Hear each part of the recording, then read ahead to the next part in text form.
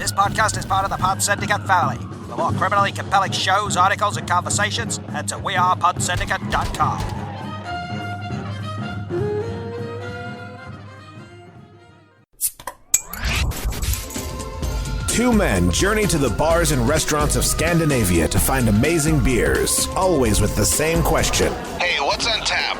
It's time to find out. What's Up That Podcast? We are back, and it's time for Stefan to treat me to a few beers that I know he's been holding on to for a while. I have. I've had these for a couple of months. Very excited about them because it's part of the, we'll call it barcode series. By the Moersleutel. Yeah. So they put out 4 beers. There's black, purple, green, and blue. right. But I think I'm gonna have to insist that I read the name.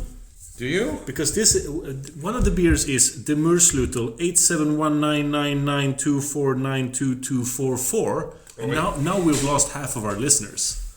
But that's the one you're holding. This is that's the double barrel aged barley wine with vanilla and lactose. Yum yum yum yum. And then we also have the Same numbers but ending in 37. right, the 871-992-492237. Which is a double barrel aged imperial stout on Japanese whiskey and port. Ooh. So it's the purple and black. Right. Yes. But if you scan them, they show up as the barcode number, which I gotta say, I kind of love. It's kind of crazy. It's kind of weird. I'm surprised no one's done it before. I do love a can that is a barcode, and the barcode leads to the beer name, which is the barcode number. Mm-hmm. So that is the beer. So it's like a loop. It's like a barcode loop. It's the inception of beers. Yes. It's like having mirrors on 2 walls. Stefan has just smelled the beers. Yeah. And now he's... crap. Yeah, this is going to be really good. But it's like having mirrors on opposite walls and then looking into them like, whoa. It's the through the looking glass Alice moment. Wow, yeah. Yes. Which one do we start with? The barley wine, right? The purple. Do we? I mean, I don't know. Have you smelled them both? Japanese whiskey and port? That's going to mess us up. I think we should start with that because... I don't know. They both smell amazing. I mean, holy crap. Let's start with let's go with your recommendation. All right. The black barcode. The black barcode, again, we will number 871-999-249-2237. Oh, I love the way you read barcodes to me, Stefan. I know. Making it sexy. It's a double barrel aged imperial stout with Japanese whiskey and port. Once again, comes in 12% ABV.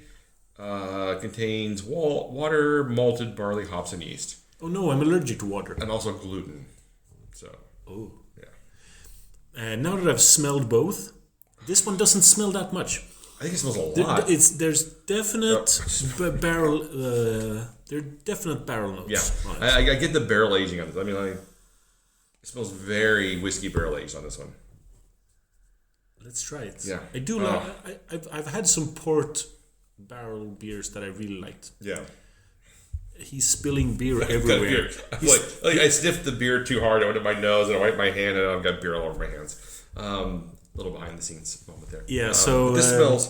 This is just a public service announcement. Don't snort beer. Don't snort beer. Yes. Nose beers and nose in your beer are 2 different things. Yes. Just remember that. Yeah, exactly. When a review mentions nose, that doesn't mean how it affects your actual nose going into the nose. Okay. Let's try it. Cheers.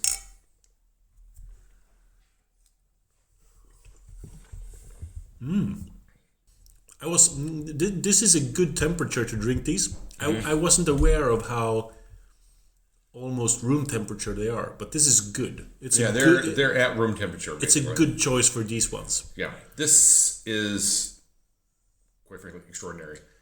It's really it is really good. It's much better than I expected from a Japanese whiskey plus port wine, port barrel aging, because those can go in different directions. I've always been a fan of Japanese whiskey. Yeah. Do you know the backstory? Of Japanese whiskey? Yes. Like the history of Japanese whiskey from its humble beginnings to today? No. They're not so humble. The Japanese, all right. The Japanese decided, we want whiskey. They sent their best alcohol people to Scotland. Mm-hmm. And they learned from Scottish whiskey makers. Then they brought that back and made cleaner Scotch whiskies than the Scottish did themselves. Yeah. So while Scottish whiskies can be kind of rough and fiery, Japanese whiskies are sophisticated and clean. Well, you know what happened with Japanese whiskeys recently? No. The two largest Japanese whiskey producers had some sort of issue with their whiskeys, and they basically had to dump everything. Oh, no. So there's only very, very few Japanese whiskeys on the market these days. Because this shows it's going to take 5 to 7 years to get back up to production levels. Wow, this shows how long it's been since I was a whiskey nerd. I didn't know that. This happened last year. The news came out about this. So if you're wondering, like, oh, I can't find Japanese whiskeys anymore, especially from the top two Japanese whiskey producers, Nika Yuichi and someone else. yeah, probably. I can't remember who they are off the top of my head.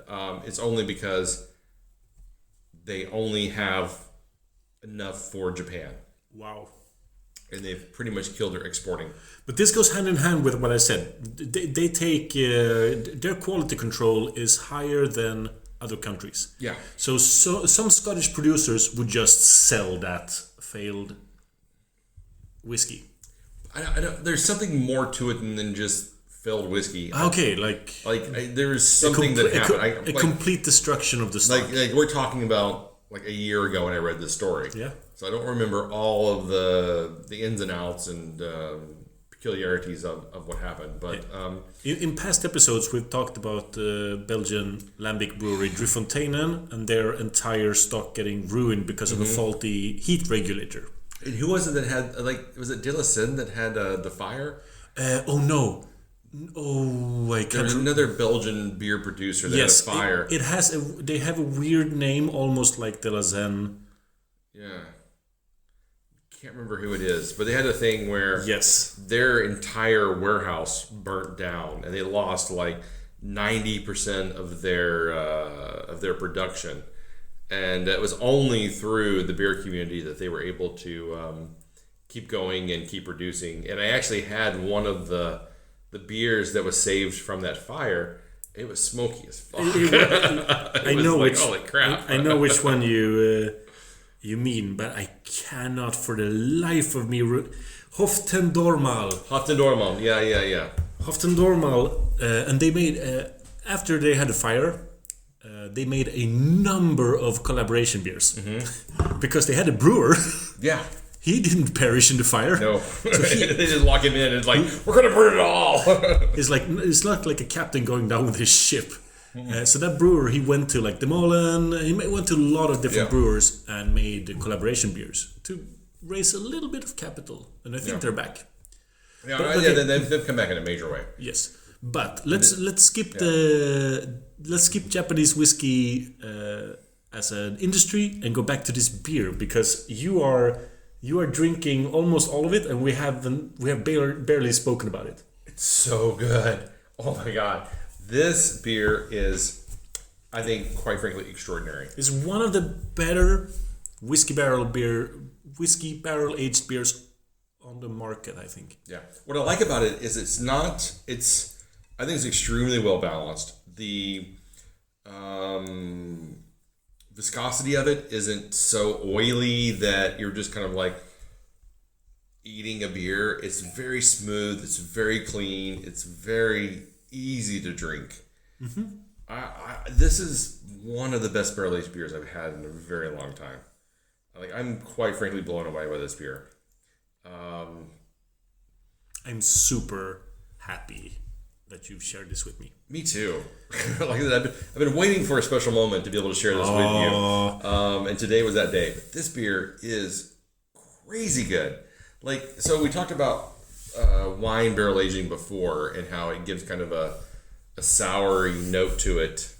But this isn't. I was a little worried that those port barrels would give it maybe a bit of an off flavor to it. Not at all. I think the whiskey and the port really complement each other here.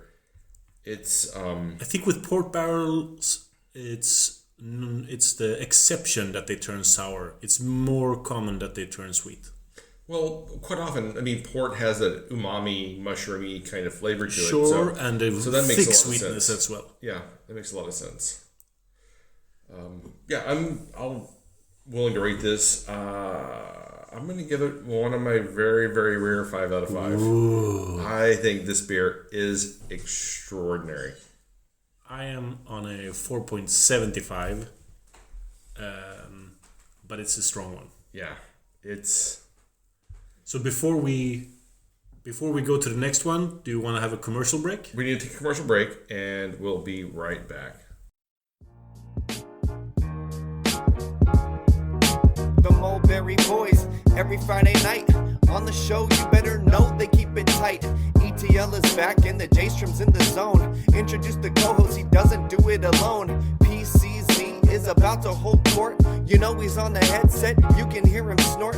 Pop culture, movies, TV shows, and games. Rotten Tomatoes, reviews, news, and Blu-rays. Foggy don't play around, he will bust a drop fast. Welcome to the Entertainment Landfill Podcast, the Jason and Steven Show. It's the Jason and Steven Show. What? The Jason and Steven Show. It's the Jason and Steven Show.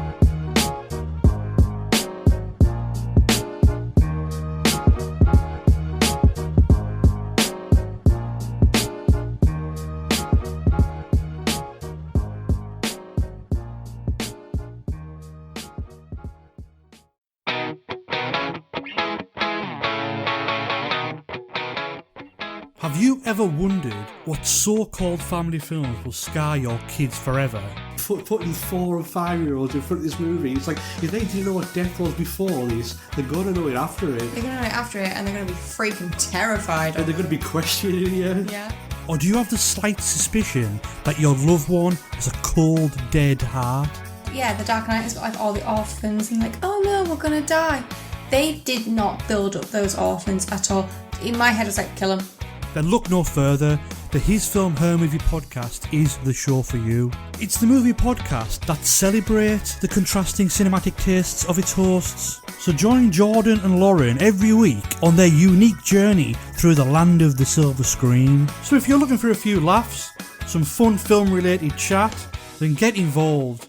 You can find us on Apple Podcasts, Spotify, Stitcher, or wherever you get your podcasts.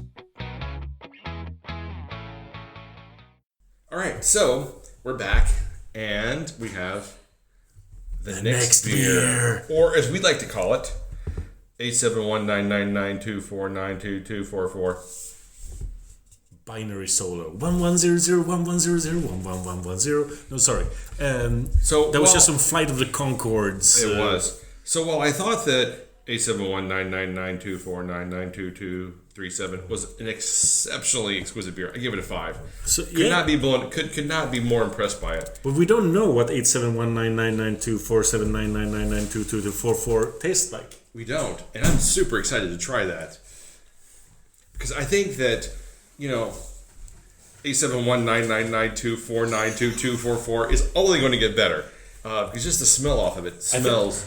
I think our podcast listeners are quite done with the joke of reading the names of the barcode beers as barcodes. But I'm not tired of it. Oh, we're gonna. I'm doing this show for me, not for them. I've realized so. That's why we have like 12 listeners. Don't leave us. They're amazing. All right, so this has vanilla and lactose. It's a barley wine. And it smells very sweet. I made the mistake of already trying it before you said cheers. It's okay. It's okay, Papa Bear. It's going to be okay. I have spoilers for you.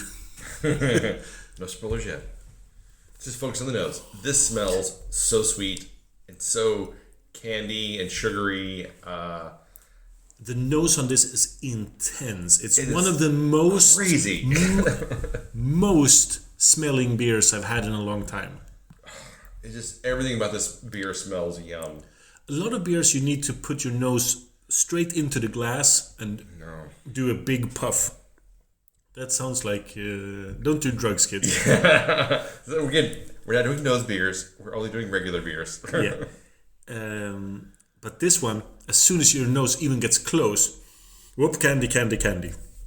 Like a powdered sugar kind of candy on it. I mean, it's Yes. like a frosting. So this beer might be just crazy syrupy or extremely balanced. So since I had a premature stipulation and already tasted the beers, right. let's say cheers. And So and then you can talk about while I taste it. So I won't be alone in having tasted it. It is a sugary, powdery, donut, cream-filled treat beer. It is like a cream-filled donut, right? It's like candy corn and... Candy corn doesn't say anything to me as a sweet. I know, but I'm relating to our American audience as well. But yeah, so... sugar and candy corn and diabetes and it just tastes so good. This goes right in line with the Moersleutel's regular stout and barley wine offerings. They usually hit this very sweet note. I like it. I've always liked the Moersleutel. From the first beer I had, I have multiple variants at home that I haven't even tried yet because they need a time and place like this right now, where you can sit down, relax, chill. The Moersleutel, you should not include them as the middle part of a big beer tasting. No, because it doesn't do them justice. No, especially their stouts. Their barley wines, apparently. Their IPAs aren't my favorites. No. They're good. They're good IPAs, but they're not the best. All right. So what's driving me crazy about this beer is I thought, like, the more I drank it, the more sugary it would become. Mm-hmm. It's completely the opposite. Yes. The more you drink it, like, the first thing is like, wow, there's a lot of sugary notes on this. And then, like, again, sugary in this caramelly, like, donut glaze, powdered sugar, butter frosting kind of thing that I can't say I've really experienced in a beer before.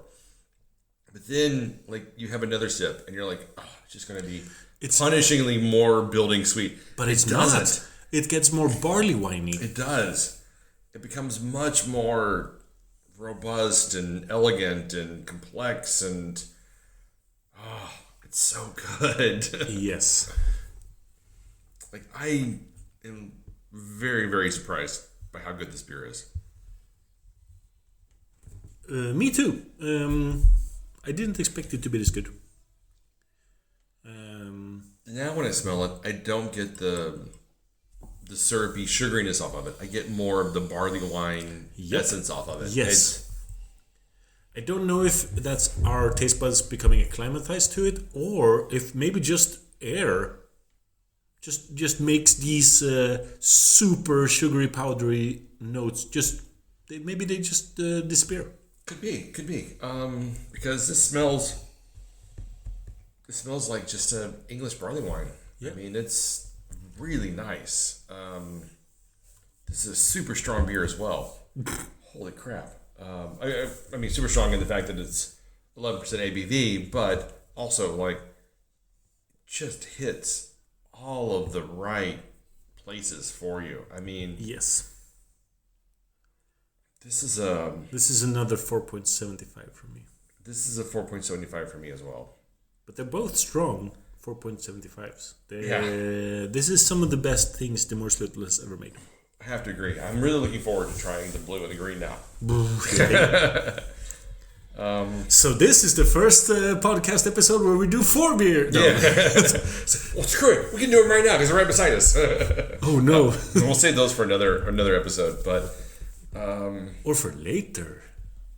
yeah, we'll just drink those on their own. You have to imagine what we experienced. The only thing we can promise you, listeners, I almost said viewers. The only thing we can promise you is that they will get drunk at some point. Wow. These 2 beers are Yeah. And now, much more. going back to the first one, Yeah. it definitely holds up.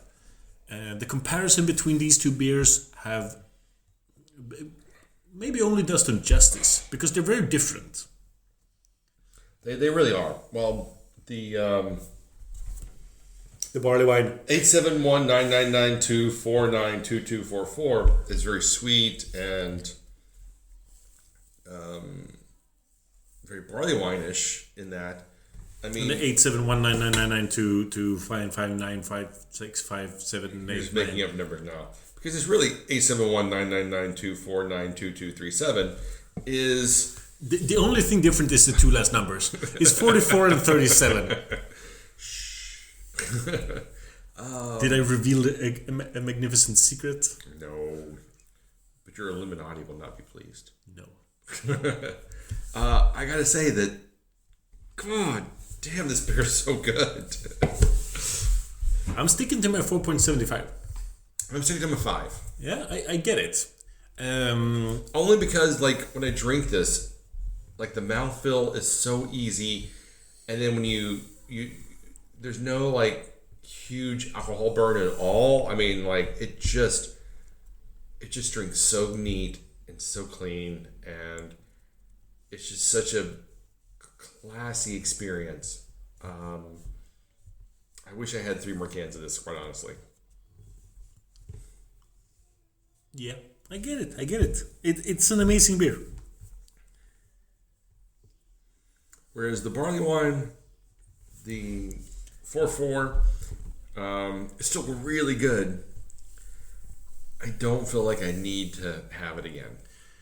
The barley wine is more gimmicky, and it's a great one-off. Yeah. So we do agree with each other there. But yeah, the Japanese whiskey port one could be the beer you bring to not a deserted island, because those are hot. Yeah. A deserted cave where you hibernate. Yeah. And this is one you kind of, I think, you have it once, and you're kind of like, I want to share this with 3 more people. Yes. And then you want to share it with 3 more people after that. Yes. And you just want to keep sharing it and keep sharing it. And I think that's why it's a 5 beer. That's a good example. Okay. You can find us online at what'sontappodcast.com. Spotify, Facebook, Instagram, YouTube. Ancient cave drawings. We are Pod Syndicate. Maybe that too. That too. But I mean those like cave drawings where 2 hunters are hunting a mammoth, and and 2 of them are drinking beer, and that's us. Well, what you don't realize is that we have been seen on the ancient cave walls in France. Ooh, that's pretty cool. It is pretty amazing. You can find us on the Voyager probe, where they inscribed like how humans look. We are, and what what's on Tap Podcast sound like. We are part of the of that inscription. Yes. Yes. No one can disprove it. So until next time, keep drinking, you dum-dums. Yes.